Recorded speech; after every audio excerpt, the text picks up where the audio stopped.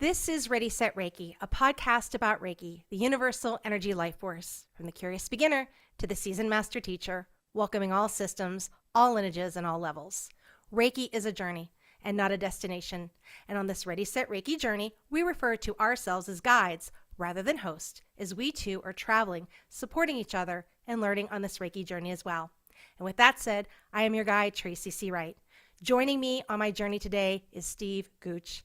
Now, with a background as a noted artist, printmaker, sculptor, and working with some of the leading visual artists of his generation, he moved into international education at the turn of the millennium, having a radically transformative and expansive impact on the art hubs under his watch in Egypt, Sudan, and Saudi Arabia.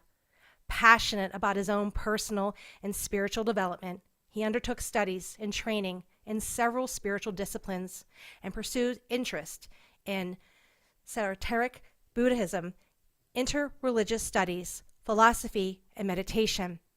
He has written 3 books: Reiki Jin Kei Do, The Way of Compassion and Wisdom, Mindfulness Meditation, and the Art of Reiki, and Manifesting Abundance with Reiki, and is considered one of the leading authorities in this field. The perspective that he pursues all 3 books is a radical departure from the mainstream interpretations of this subject. He is regularly invited for interviews and speaking engagements on topics of Reiki and personal spiritual development.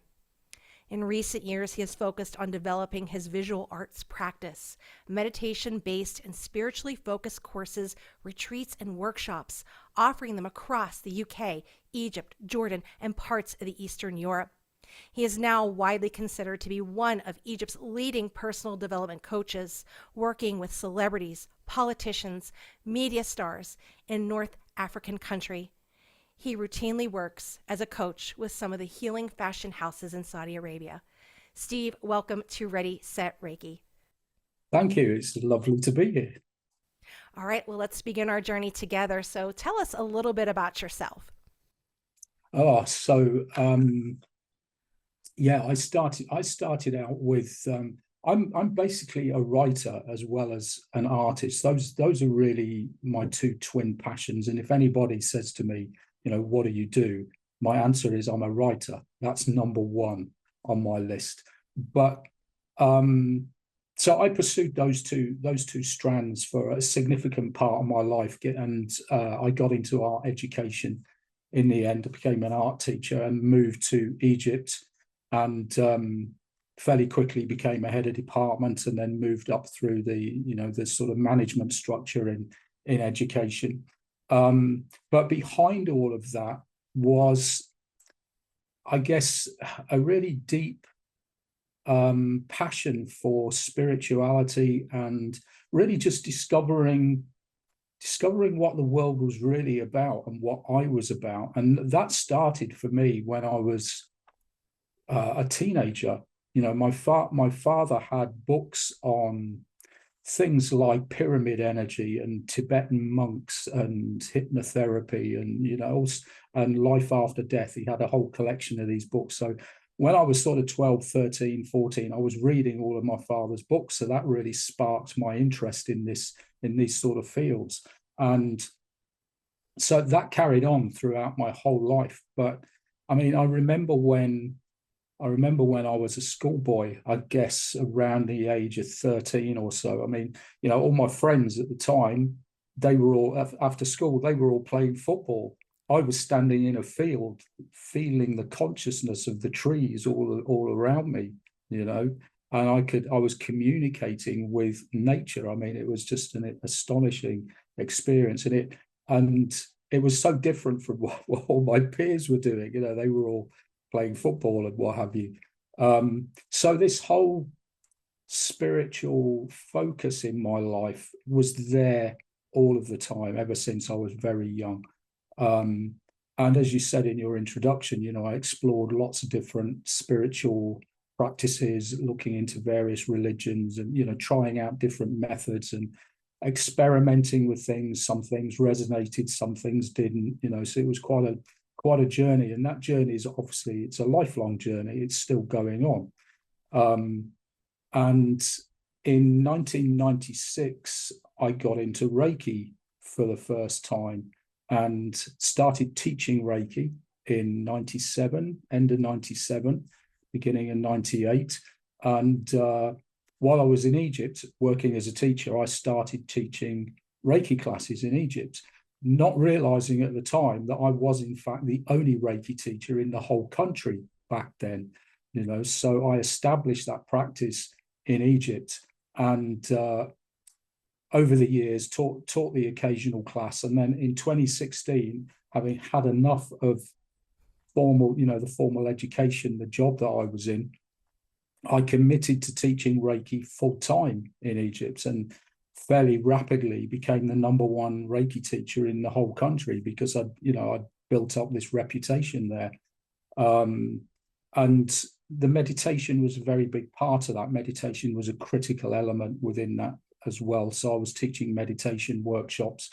And I wrote 3 books on Reiki during that journey. It's just been an amazing journey, really. It's just taken me to some extraordinary places, and it's not ended. It's still going on. Still going. I love it. I love it. So you talked a little bit exactly the date of when Reiki came into your life. Would you say that you found Reiki or Reiki found you? I was going to say I found Reiki, but that's a difficult one. I mean, towards the end of 95, I mean, it was really, just the worst time in my life. I mean, everything was just a big disaster. My mother had not long died. I went through a divorce. I lost my job. The economy in the UK at the time was such that I lost £10,000 off the value of my house, and everything was just black, black, black. And I just didn't know how to get myself out of this hole.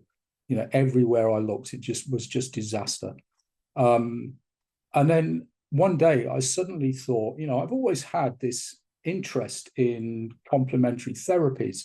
I don't really know very much about any particular therapy, but I've got this interest. So I thought, well, maybe that'd be, a new career direction, perhaps. And then I picked up a copy of this magazine. It's a British magazine called Kindred Spirit, which is a spiritual magazine. And there was a 1-page article on this thing called Reiki that I'd never heard of. So I read the article and I thought, well, yeah, maybe this is a good place to start. It's just 2 days training. It doesn't cost a huge amount. So if it's a waste of time, no big loss, but maybe it'll be worth investigating. So I signed up for the Reiki Level 1 class, and it just blew me away, And it was only about 6 months, 8 months after that, I have to admit, that I realized that I have absolutely no interest whatsoever in being a therapist of any kind, and I started to feel guilty about this. I was thinking, oh my God, here I am working as a professional Reiki practitioner, and I find giving Reiki treatments really boring. And I felt really bad about that, as a Reiki teacher. Until one day, my Reiki teacher just pulled me aside. I was doing some training with her. She pulled me aside and she just whispered in my ear. She said, "Steve, don't you find giving Reiki treatments really boring sometimes?" And I thought, oh my God, thank God you said that. All that guilt just disappeared at that point. And now I'm very comfortable with not enjoying giving endless Reiki treatments, because I think we all have a different role in life. And for me, I'm a teacher. That's what I'm really good at. Yeah. And so I help people with Reiki by teaching it to them. And of course, I do occasional treatments, not as many as I used to, but when I do 3, 4, 5, maybe in a year, I really enjoy that process. But if I'm doing it back to back, no, it drives me nuts, to be honest. Right. So you have been working with the energy teaching for over 20 years, and you've been out there on this journey. So there are many different systems of Reiki, many different lineages that break off in our world here. But can you tell me about the one that you wrote your book about, the Jin Kei Do. Yeah, Reiki Jin Kei Do. This is the lineage that I trained in starting back in 1996. Um, and Reiki Jin Kei Do means the way of compassion and wisdom through Reiki. It's a very unique approach to Reiki because it has within it the ancient esoteric Buddhist teachings that modern secular Reiki was developed from. So if those people that are watching or listening, if you know, they will remember from their own training the history of Reiki, where they heard about Mikao Usui's enlightenment experience on Mount Kurama when he went on the 21-day meditation retreat. Well, for many, many years, people have been speculating about, you know, what is that meditation that Usui did? Nobody really knows. Well, we know because we've always had it. It's in this tradition. So we have within this tradition a system that predates Reiki, that modern Reiki developed from. And that profoundly colors and flavors our presentation of modern secular Reiki. So it does have a very different emphasis to most other traditions of Reiki. Very good. When you looked into that magazine, Kindred Spirits, was this the system of Reiki that you originally trained with? No, well, the article that I read was just, I don't have it anymore, but it was a long time ago, but it was just about Reiki in general as a healing therapy. And when I did my Reiki training, of course, I learned how to use Reiki as a healing therapy. But what became really clear to me, which is what I emphasize to my own students now, is that Reiki is first and foremost a personal spiritual development practice. And the energy healing aspect of it, it's fairly incidental, to be honest. I mean, it's a byproduct of the system. It's not the focus. And yet these days, most people focus on, you know, working on other people in a therapeutic context with Reiki, but that's not what Reiki is about. It never was about that, and it isn't about that now. And it should be about your own personal spiritual development. And one of the things that I remember my Reiki teacher saying to me in my training, and I'm pretty sure everybody's Reiki teacher says this, is that first of all, you treat yourself, you focus on yourself, you give yourself a Reiki treatment. That's the priority. And yet these days, I don't see an awful lot of that going on. It's mostly outward focused. You know, we're going to give this person a treatment or that person a treatment, and not an awful lot of self-work is going on. And I think that's really sad, because although when you give somebody else a Reiki treatment, you're making a positive contribution to the world. You're doing something, you know, good and worthy, and it's beneficial for that other person. And if you do a lot of those, you're doing, that's multiplied. You're doing an amazing job in the world by helping so many people. But that's really not very impressive. Anybody can do that. A 5-year-old can do that. And I've trained 5-year-olds to practice Reiki. So I'm not impressed by people who focus outwards with their practice of Reiki. I am impressed by people who have the courage, because it does take courage, to confront themselves and work on themselves. That's impressive. And, you know, from my experience, what happens when you do that, when that becomes your primary focus, when it's all about developing yourself, confronting the issues that you personally have, when you work on that level with Reiki, what happens is that you generate this field of energy around you that impacts on everybody else that comes into your orbit. So you become a healing mechanism in the world. Just your existence in the world heals people. That's impressive. Not going out and doing the occasional treatment or focusing on other people as a therapist. That's easy, you know. So I think it's, you know, the whole practice of Reiki really needs to get back to its origins in that sense, and that aspect of it needs reinforcing. It is about working on yourself. Absolutely. And I'm glad that you said that, because so many people, they want to start this journey, but they want quick results. They want to hurry up and get through one because it's that goal. Well, I either want to, do this as a business, or I want to teach this. So they see the money aspect or the Sure. business aspect of it instead of just, reeling back a little bit. And you really need to work on yourself. This is so important because as you're elevating, things in your life are going to start moving away and changing. And you have to help yourself. It's that thing, on the airplane, when the oxygen mask comes down, put it over yourself first, Yeah. then help others. And many people Yeah. forget that when they come to that first Yeah, but stage. I think I don't have any problem with people coming to Reiki or viewing Reiki in terms of, the financial aspect, or if it's going to be a good business for them. That's okay. But start where you're supposed to start. Start with Yes. yourself, and then the business and the money will come. If it's meant to come, it will come. But Yes. it's not going to come through an outward focus. It's going to come from an inward focus. Very good. I often describe it, like this. So many of my students will tell me about the sort of chaos and the problems that they're having in their own lives. And I'll sort of describe it as being a bit like a hurricane. Imagine your life is like a hurricane. It's just whipping around all of the time. It's chaos, and you're just completely out of control. You can't control any of this. Reiki, and as long as it includes a good, solid meditation practice, Reiki places you at the center of the hurricane. So you can see the chaos of your life, but you are utterly still and it doesn't touch you. That's what an inward focus does for you. It brings stillness. Beautiful. So you have written a book about Jin Kei Do, and it uses Marma points, point pulse utilization, mindfulness meditation. How can incorporating all of those and the Buddho help better equip a practitioner to help themselves and others?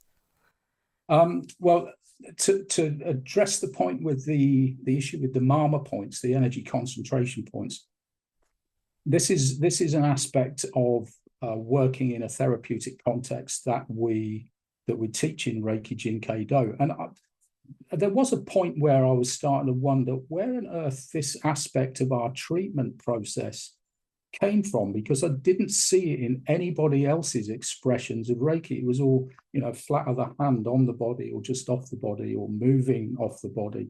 And that seems to be common amongst all other traditions. And I never saw anyone else working on points. So I was thinking, I don't understand where this has come from, as the lineage had just made it up. And then I came across a book by John Harvey Gray. I can't remember what it was called exactly.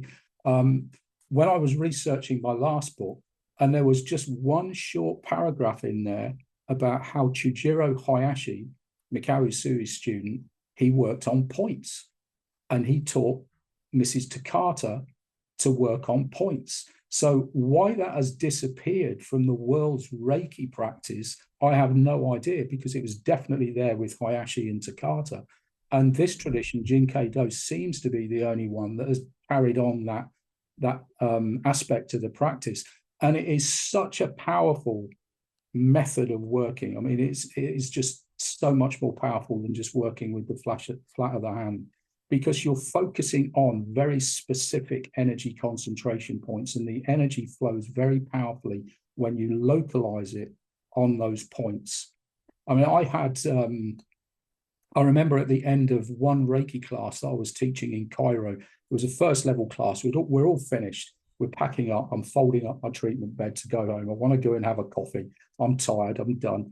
And one of my students said, I've been suffering from back pains for quite a few months now. Do you think I could have a Reiki treatment? I'm like, oh God, okay, this is the last thing I want to do. But okay, so I put my treatment bed back up. I said, right, lie face down on the treatment bed. And I thought, okay, I want this coffee. This is going to be a fast and furious Reiki treatment. So I went straight into a lower back with my fingertips, scanned it with my fingertips, found where I thought the first point was, then scanned with my other hand, found another point. The energy rippled between these 2 points. The first point died off. I found the next one, and then the next one. And after about 20 minutes working on a very random pattern that was going across her spine, After about 20 minutes of just working intuitively on energy concentration points, her back pain disappeared and it never came back. You know, it's an extremely powerful method of working. So if you haven't got that in your, in your toolkit of methods to use giving a Reiki treatment to other people, look into it, work on energy concentration points, because it is astonishingly powerful. Interesting. I wonder about the Marma points. Could perhaps Madame Takata eliminated that because when she came over to Hawaii for her teachings, that perhaps she was, in a sense, Americanizing it and making it more simple for Americans. Maybe she felt it was too complicated of a concept for Americans, and then just did her hand placements. Because in my studies, there was, and this is through one of the systems I have studied, Holy Fire, and in that book, The Healing Touch, it explained how she changed a few things so that way. Basically, in a way, she was making it less Japanese, I guess, because this was happening around Pearl Harbor. So, yeah, I don't know if that could be maybe the story of why that was taken out. It's possible, but then it also doesn't seem to be there in the other extant Japanese lineage either. Interesting. Like Jikiden Reiki or Komyo Reiki Do. No one else seems to be doing it, and yet there is historical evidence that Chujiro Hayashi worked in that way. Why it's disappeared, I have no idea. Right. That's the interesting thing with history, right?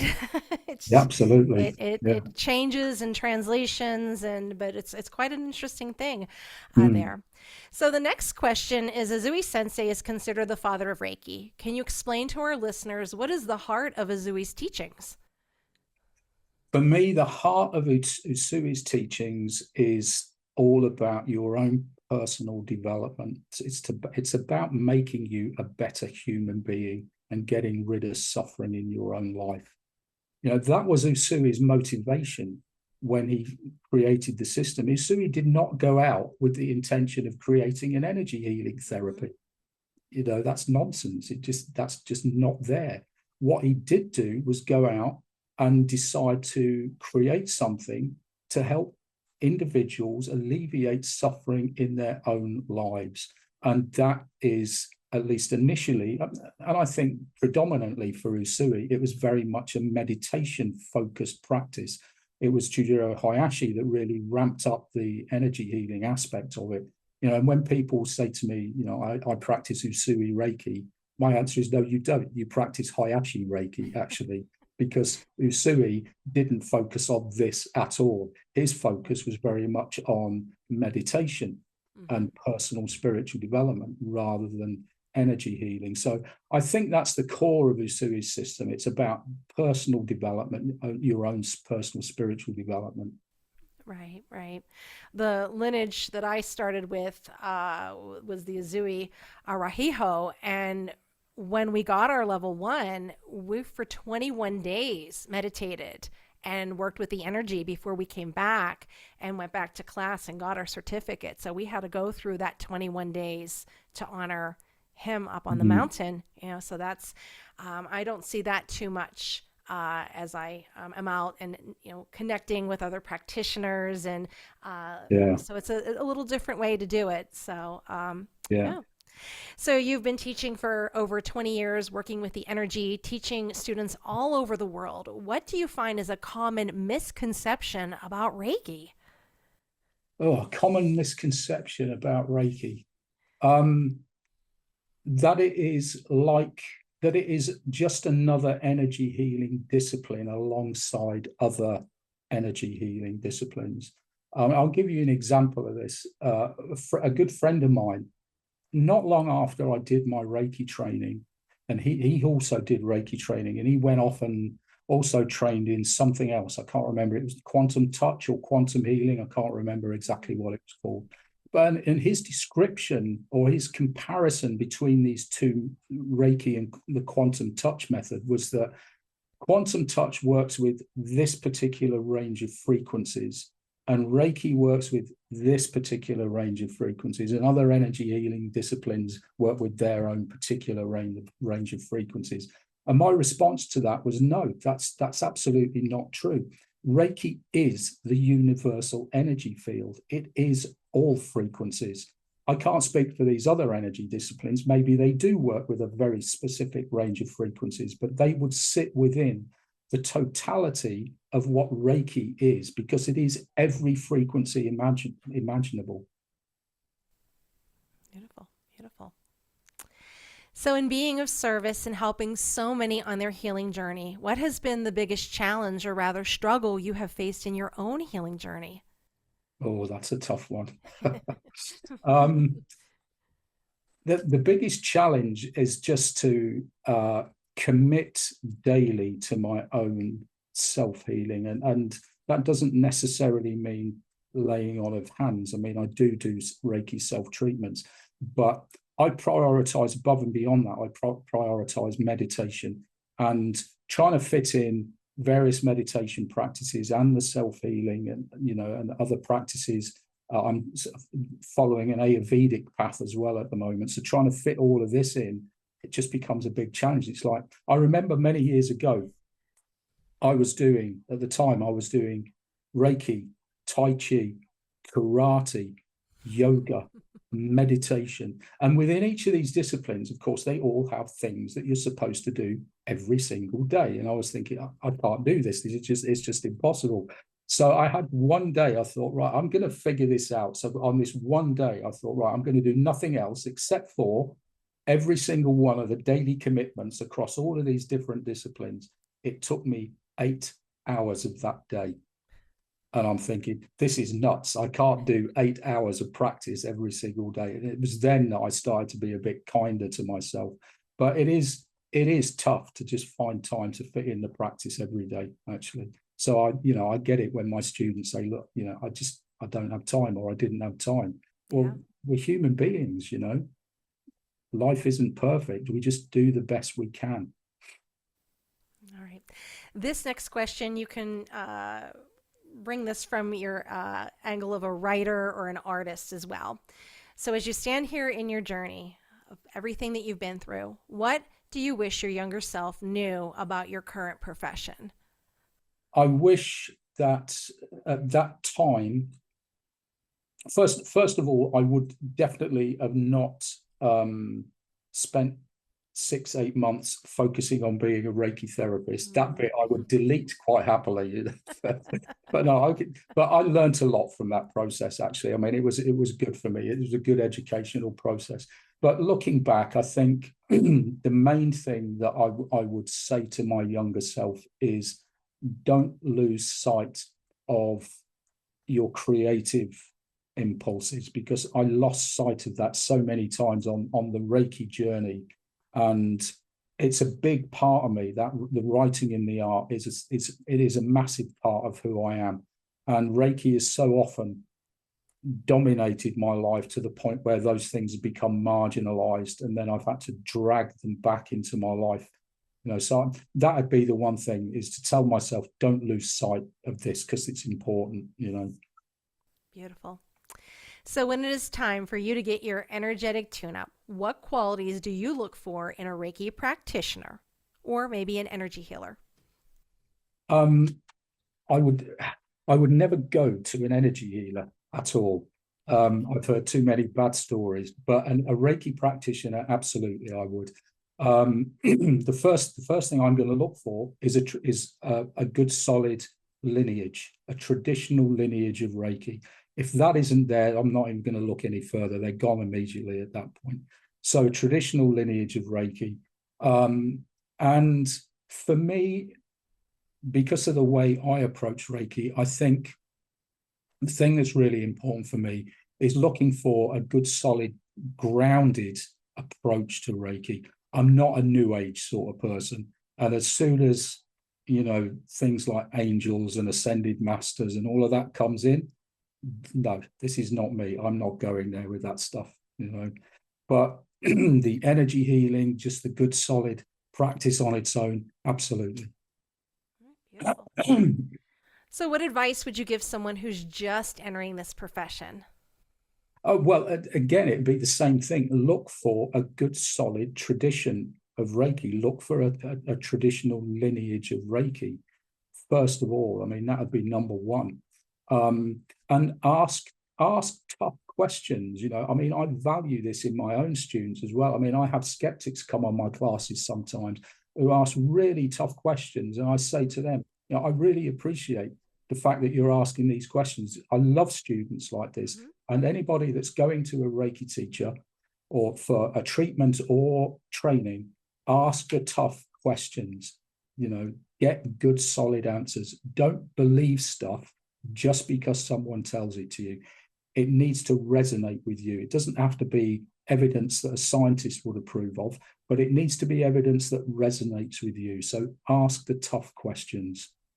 Yeah, very good. I've had some students before they sign up for the training. They ask me my lineage chart. We talk on the phone, or we have a Zoom meeting and talk about it. And they, you know, look up whatever questions they found on the internet, and they're asking me them. So yeah, do your homework. And Absolutely. a lot of people cut corners and think, oh, well, I'm going to go take this class online for $14. That's a great Mm, resource down the road, but that first mm, teacher, you really need someone strong to go you to. do. And even if You do. it's on Zoom, yeah, instead of going through YouTube or Yeah. a $14 class. Mm. So you have written 3 books. Can you please share a little bit about each of the books? Yeah, the first book, Reiki Jin Kei Do, The Way of Compassion and Wisdom. That was, all of my books have got interesting stories, actually. The first book, when I was doing my own second degree training, I was so knocked out by the teachings that I was receiving from my Reiki masters. And I was like, why has nobody ever written a book on this stuff? So I asked my Reiki master, I said, look, you know, why's no one ever written this book? And I remember the moment she pinned me with her eyes and she said, Steve, Ranga's the lineage head, Ranga Pramaratna. She said, Ranga's writing this book. So I thought, oh God, right, okay, so forget this idea. The lineage head is writing a book about this. What do I know? I'm only just doing my second degree, of course. Forget the whole concept.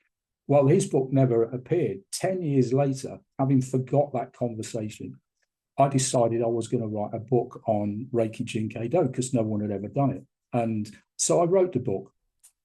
And what was very interesting, having just completed it, and you know, I'd spent quite a lot of time researching how to become a writer. And I've read many books and taken courses, and without exception, they all said it's really tough to become a writer. You know, you're going to have lots of rejection letters. It might be many months before you find a publisher that will pick up your book. So this was really off-putting. So having completed my book, I thought, okay, let's use Reiki to find my publisher. So in front of me, I had a shelf of all the Reiki books that I'd used as research. So I just closed my eyes and I scanned my hand across this shelf of Reiki books, pulled one from it, looked at the publisher. I said, this publisher, sent my manuscript off. 24 hours later, I'd signed my contract. It was really easy, you know. Wow. That was my first book. And when it came out, I had a conversation with my Reiki master. And suddenly I remembered that conversation I'd had with her 10 years previously in my Reiki class. And I said, Dorothy, do you remember that conversation we had? She said, Steve, yes, I remember the conversation about the book. And I said, you knew I was going to write this, didn't you? And she said, I did. You know, she did. It was very clear to me at the time. She knew that it was going to be me who wrote that book.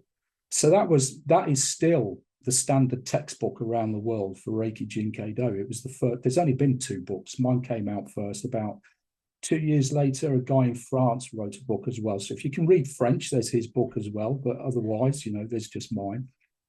So that was my first book. The second book, that came out 2 years ago. Yeah, 2 years ago, I think. That's a much deeper exploration of Reiki and its relationship to meditation, because it is such a core part of the Reiki practice. So it's a deep dive into that. And that was also an interesting story, creating that. One of my students in Egypt sent me a little message on WhatsApp saying, look, I'm doing all my self-treatments every day, and it's really sensitizing me to other people's suffering. You know, I'm really feeling their suffering when I go to the supermarket, or if I pick my kids up from school. You know, I'm feeling this all of the time. And she said, well, what do I do? And my answer was, how much meditation do you do? And she said, I'm not. I said, you need to meditate. So she started the meditation. Now she's teaching meditation all over Cairo in Egypt. But at the time, she wasn't doing any, because that's the balance point. That's the thing that gets you back into your center. And having sent that little reply to her, I thought, there's more I could say on this. So I sat and I wrote a little bit more and a little bit more. And by the time I'd finished, I'd written about 6,000 words. And then I thought, yeah, there's something else I need to say before this. And then I wrote another 6,000 or 7,000 words. When I looked at that, I thought, no, that's not the start either. There's something that comes before this. So I wrote another 6,000 or 7,000 words. So then I'm looking at it and thinking, okay, I've got the start of a book here. So then I planned out the rest of the book, and that was the second book. But it started from this little WhatsApp message that one of my students sent me, and that really does go deep into the practice in terms of the spiritual side of the system. It almost doesn't touch on the energy healing aspect of it. It's all about your own personal spiritual development. The third book, Manifesting Abundance with Reiki, that one came about by accident. I actually wrote it by accident. I was writing a set of notes for a course that I was planning called Manifesting Abundance with Reiki. And when I finished writing up these notes, I thought, this is a small book that I've just written here. So I thought, thinking, okay, well, I might as well publish it. It only took me 3 weeks to write. I mean, it's the fastest book ever, 3 weeks from beginning to end. So I thought I might as well just publish it since I've written it. So that was how the third book came out. But at each time, I've always said to myself, having written the first book, I said to myself, that's it. I'm never going to write another Reiki book. And then the second one happened, and I said, that is definitely it. Never, never, never another Reiki book. And then I wrote a third one, Right. So I've stopped saying that to myself now. Sure, because there'll be a fourth, right? Absolutely. It's on its way. Yeah. So, as an avid reader, besides your very own books, what books do you recommend? On the subject of Reiki, what I say to my students on the whole is, look for the older books on Reiki. Go to the books that were published in the late 80s and through the early part of the 90s. Those tend to be the better books on Reiki. And although the history in those books may be not as accurate as it could be, I think they tend to present the simplicity of Reiki in a really beautiful way. There's one book called Reiki Universal Life Force Energy by Bodo Baczynski and Shalila Sharamon, which I quote in all my classes all of the time. It's an amazing little book, and it just presents the simple beauty of Reiki as an energy healing discipline. It's not complex at all. And I think you find that in a lot of the older books. The more recent books, like mine, I have to admit, tend to treat Reiki in a much more complex way. And sometimes it can be a little bit off-putting, where you get a lot of detail and a lot of nuances to the history. And it's like, well, do we need all of that necessarily? That's, one of the things I learned on my first degree Reiki class was, the simplicity of Reiki. Hands-on, Reiki on, hands-off, Reiki off. And that's how you should approach the books that you read as well. If it presents that simplicity, then, those are the books I'd recommend. Right, wonderful.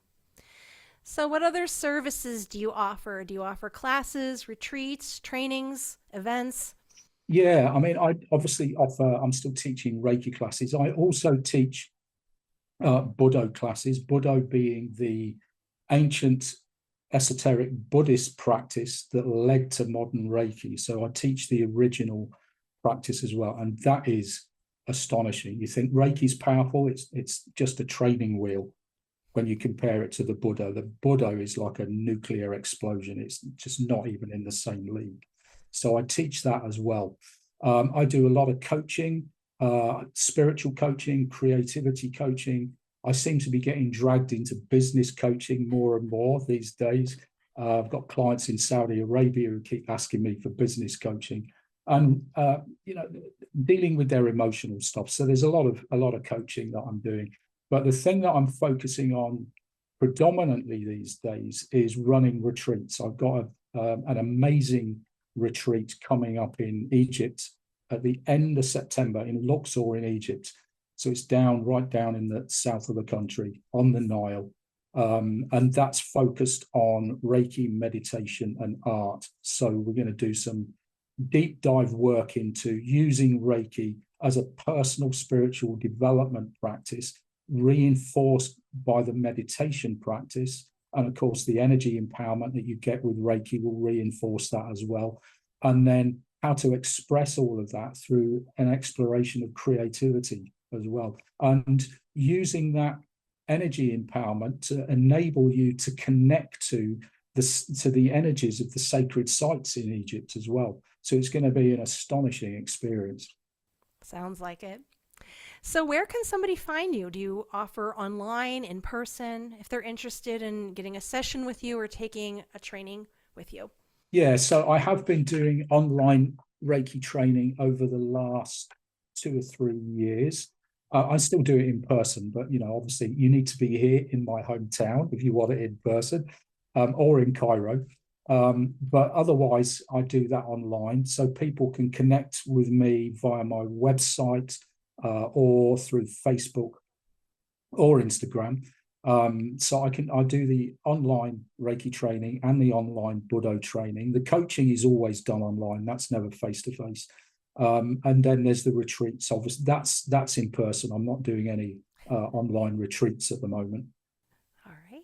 Well, this ends our first part of our journey together, and I'm going to continue on as your guide through the second part of our journey, which is social media questions from our listeners and Reiki students.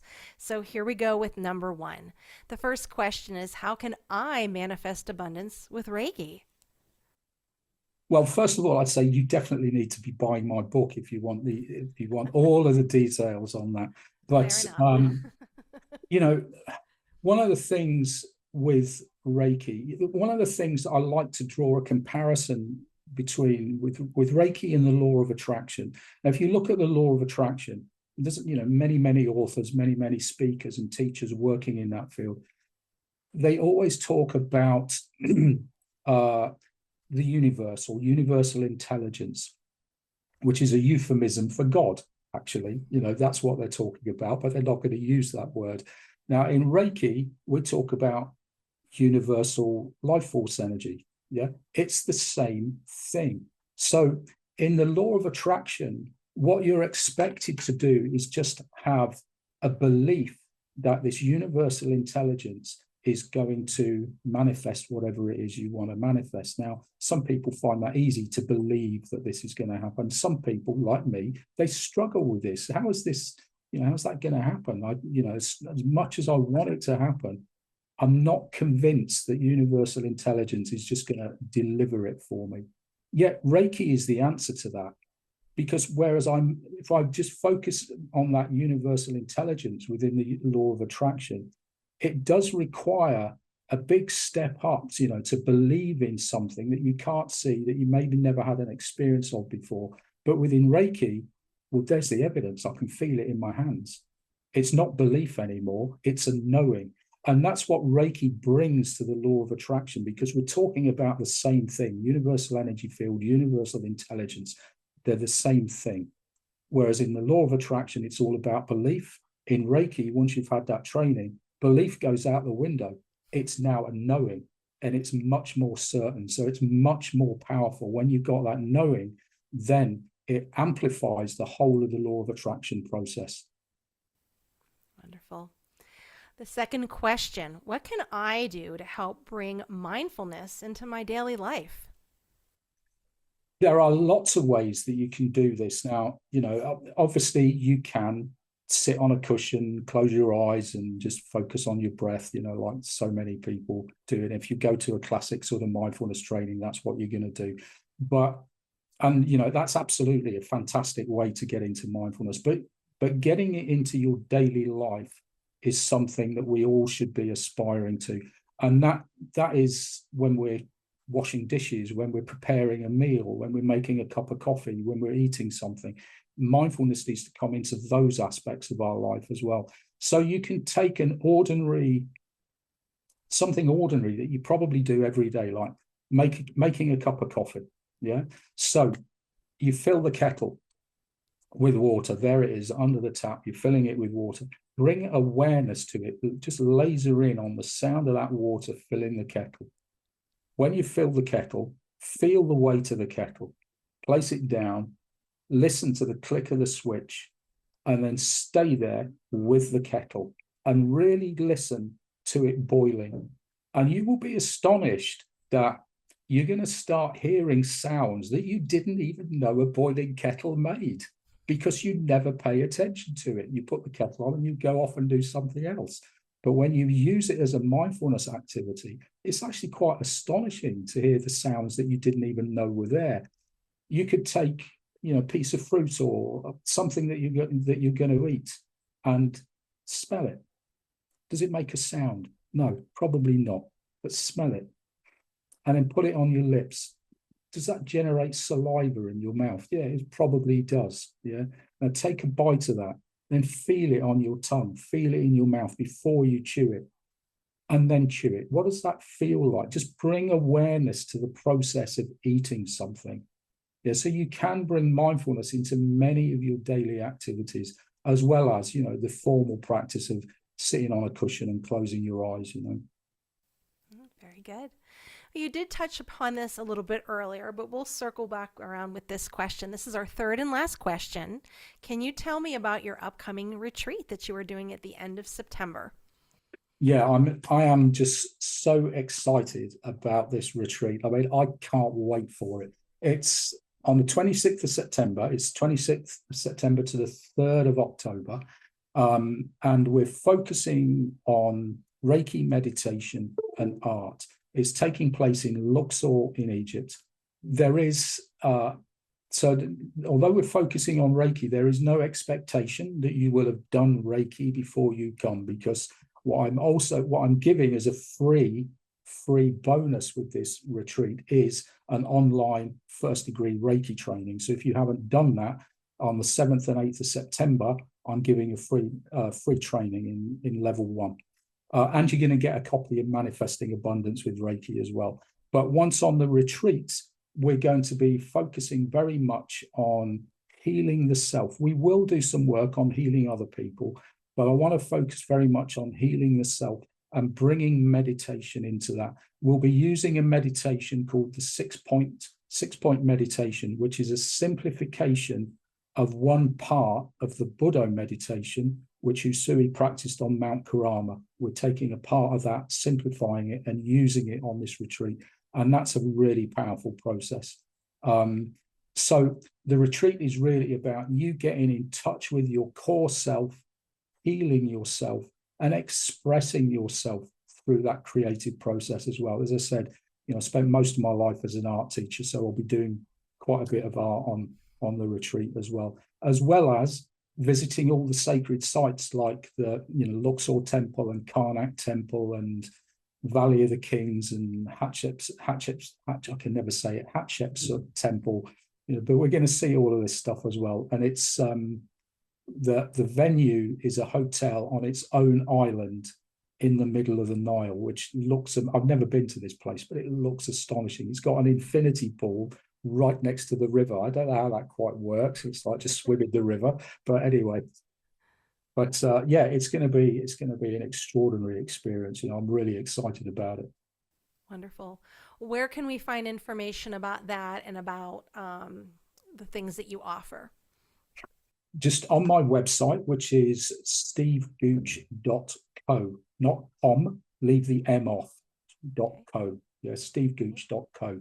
So you'll find all the details about my coaching and my Reiki and Buddha workshops and the retreat. It's all on there. You can book via the website as well if you're interested. Very good. Are you also on social media as well? Yeah, you can find me on Facebook. I can't remember the URLs of my Facebook and Instagram pages, but you'll find me easy enough. Just I think the Instagram account is stevegooch.co. Yes, it is stevegooch.co. It's the same as my website. And my Facebook page is Steve R. Gooch. Steve R. Gooch, yes. So you can find me on Facebook and Instagram as well. Perfect. Well, that ends our questions. And is there anything else that, as we were talking, that you might have forgot about or something that you would like to share with our listeners? You can take that time now to do that. Yeah, I mean, the only thing that I have touched on a little bit, but I just want to emphasize again that within Jin Kei Do, we have this practice called Buddho, which is a big, big practice. It's much bigger than Reiki, in fact, with this central Buddho meditation. I mean, you need to have trained within Reiki Jin Kei Do to access the Buddho system, but I really would encourage people to look at that, because if you're into Reiki, whether as a healing therapy or more importantly as a spiritual discipline, you need to check out Buddho, because it is just astonishing. Like I said before, Reiki is a training wheel for this. Buddho comes before and after Reiki. It sandwiches it in the middle, but Reiki is just a training wheel. It's nothing. It's nothing in comparison to Buddho. I mean, it'll blow you away. So I would encourage people to look at that. It is astonishingly powerful. And do they need any prerequisite to take the Jin Kei Do? None whatsoever. No, you can come into Jin Kei Do with no experience and no knowledge of Reiki at all, just as I did when I started my training. All right, perfect. Well, thank you, Steve, so much for taking time out of your very busy schedule to join me My on this pleasure. journey on Ready, Set, Reiki. So It's thank you so been a much. great pleasure. Thank you very much. All right, my wonderful listeners. If you'd like your question featured on the show, reach out at www.readysetreiki.com. And also, you can reach out to me on social media as well. Also, check out Feather Sister Wellness that offers a variety of yoga classes, yoga trainings, Reiki, and Reiki trainings at www.thefeathersister.com. I'm Tracy C. Wright, and this has been Ready, Set, Reiki.